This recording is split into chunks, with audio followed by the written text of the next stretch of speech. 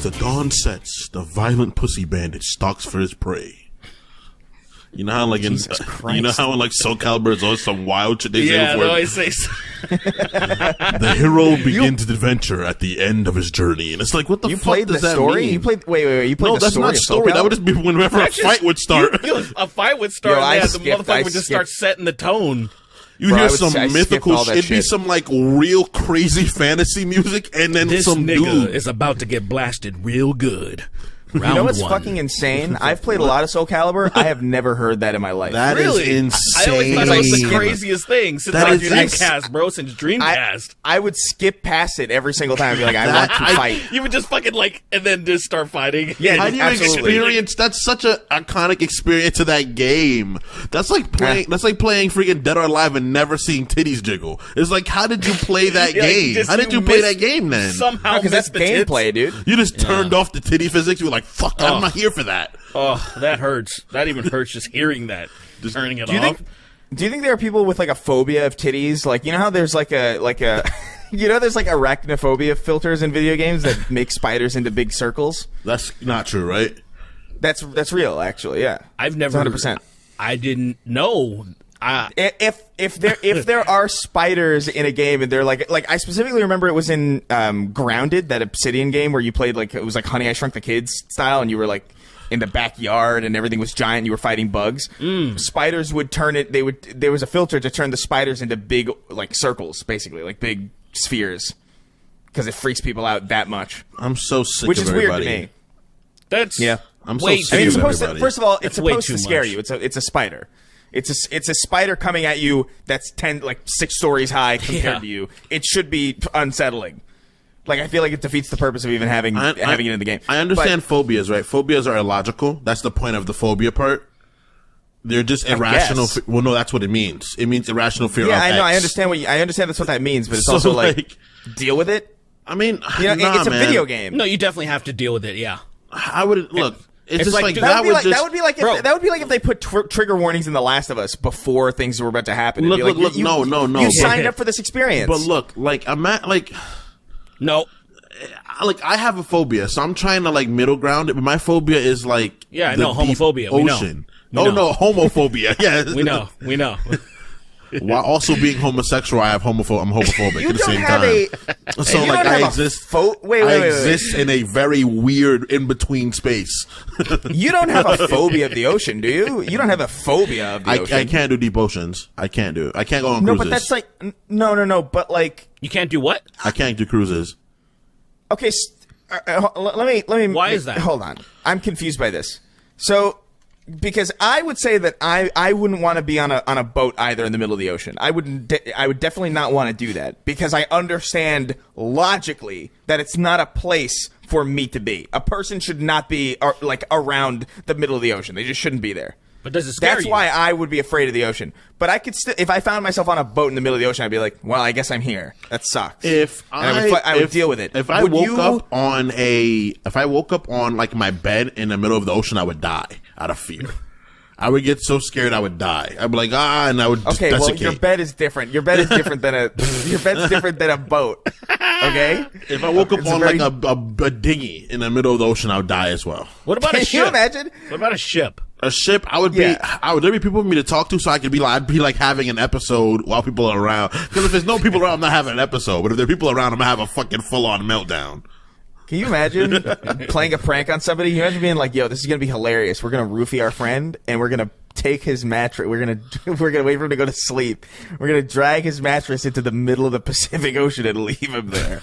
That's so not funny. That is entirely not funny. Raise money. It's hilarious. It's hilarious. It's good, but super. Like, what kind of friends do you have? Oh yeah, dude. Like, first of all, incredibly rich friends. Yeah. First off, to be able to do something like that. That's what I was thinking. To do that, you'd have enough money to just. How about also we roofie him a couple of times, keep him under, keep him sedated, and then we put you in a submersible. And then like you crazy. fucking wake up next to the Titanic. You wake up in a tin can pieces of that under other thing. the ocean. There's like Pieces there's of like the ocean there's, gate floating by. there's like 14 Logitech controllers like sitting next to you, and you have to guess which one is the right one. That is stuff like that is just you know what's crazy because I can see people becoming so desensitized that that can happen eventually. That's what terrifies me. Like someone being so fucking incapable of understanding okay from not okay. They'll be like, "It was a joke," and it's like, dude, Bro, did you hear about Ari Shaffir? Did you hear about Ari Shaffir doing that shit? No, wait, what? Do you know that fucking unfunny? Well, I mean, a lot of Bert Kreischer. Do you know the comedian Bert Kreischer? Oh yeah. No, he just takes his shirt off and he's like disgusting. Is he fat? Yeah, he's Is pretty he a fat. white dude? He was like a white dude. His name's Bert Kreischer. He has a big beard and everything. He has a beard. Yeah, he has a beard. Yeah, okay, so you know who he is. He's like hung out. He hangs out with like Joe Rogan sometimes like that. Yeah. He's friends with. They used to do all the competitions. He's one of the most disgusting human beings ever. Just from like hearing shit that he's done. Anyway. Really? I don't know half of that lore, honestly. So I listen to every once in a while I'd catch episodes of his podcast Two Bears One Cave with Tom Segura. And they'd have these fucking crazy stories of just him. Okay, first of all, he bathes in his pool. Yeah, he doesn't actually shower. He just goes in his pool, takes a bar of soap, and then he's good. Before I guess he was like, oh, there must be something to wiping your ass with your own hand because other cultures do it. So for a while he was doing that shit.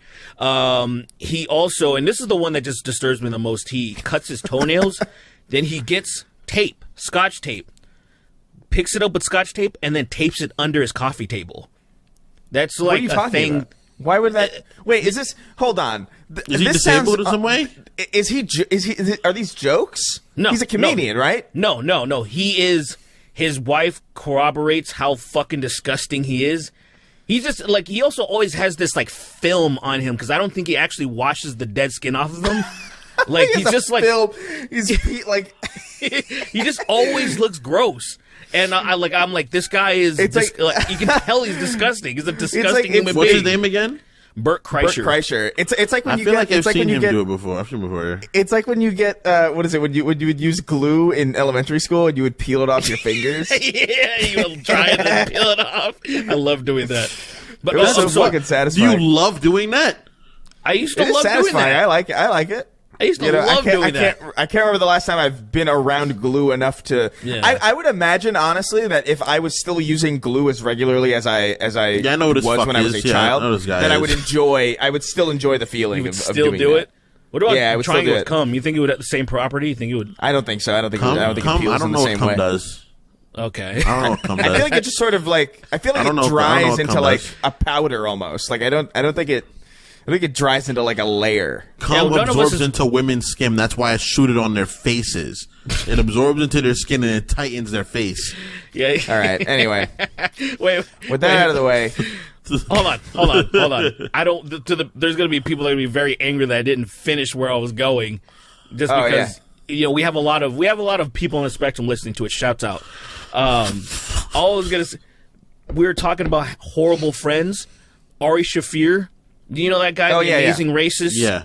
Yeah. So this guy's genuinely. He's one of those people that I genuinely, when you hear people like, oh, should be canceled, and you're like, it's dumb. This is one guy I'm like, why is this guy still around and shit? Because, Ari Shaffir? Yeah, dude, he's an asshole. He did a podcast, Bert's podcast, and he fucking roofied him. He dosed him. He gave him, not roofie, he gave him Molly. He does his podcast at his house, Bert. So his family's home. He needs to catch a flight in an hour, and he fucking just gives him fucking Molly. And he's freaking out, and then he goes on his plane. He just has panic attacks on his plane. He's banned from the house. Everyone was mad at Ari. Everyone was mad at Ari. You don't do that. You don't do that to people. That's literally not a friend. And then, that's one of the few rules. You don't give people drugs if they're not ready. They forgave him, though, which is insane. They were all mad because they talked about it on a podcast, on Joe Rogan's podcast. And Ari's a fucking psychopath defending himself like, it was no big deal. It was a joke. It was funny. And And then here's another thing that Ari did. It's not as bad, not nearly as bad, but it's still just psychotic shit. He was at Joe Rogan's studio, and Ari didn't know that there was video cameras in the hallways. Oh my and God. So Ari says, I'm gonna go take a piss or whatever. And he literally goes out to the hallway and starts pissing in the hallway. And then Joe gets a text from his security when Ari comes back, and he's like, Ari, what the fuck are you doing? Why are you pissing in the hallway? And then Ari reacts being mad that, why would you have cameras in your hallway? And I'm like, this guy's insane. This guy's he's the kind of guy that you don't invite him to parties at your house. Fuck no. You invite him to parties at other people's houses. Like, oh, yeah, there's this party going on that's not at my house. You should come by. But wait, so what like, happened where you between live? them? Like, Like, I'll never tell you. So Bert Kreischer was like mollied? Is that what it was? Bert Kreischer, in his house. He was dosed in his own house. And he was freaking out because he's never done that shit before. And he's like, I gotta catch a flight. So he just has full on panic attacks while he's flying. I'm gonna look. That's That's okay, funny. listen. Here we go. That's funny. Let me hear this. Okay, hold on. That's really bad. I would never do that to a friend of mine. But that is fucking hysterical. That's funny. It is. That is funny. It is funny to everybody else. You know, like I would imagine internally between you and the person you do it to, it's going to be really unfunny, like really not picturing that happening to Bert Kreischer is fucking hilarious. Yeah, exactly. That's what I mean. It's like his skin is like extra red, like more red than it usually is. And he's like, the idea of roofing somebody in general is so not okay. It's like to slip drugs to anybody, even like people you don't like, is insane enough. But to like someone who you consider a friend is the wildest shit. Comedians do that though, man. Comedians just like disrespect each other's boundaries like crazy. It's wild. That's like really not cool at all. But like, yeah, I guess. I've never respected the stand-up comedy scene for those reasons, dude. There is.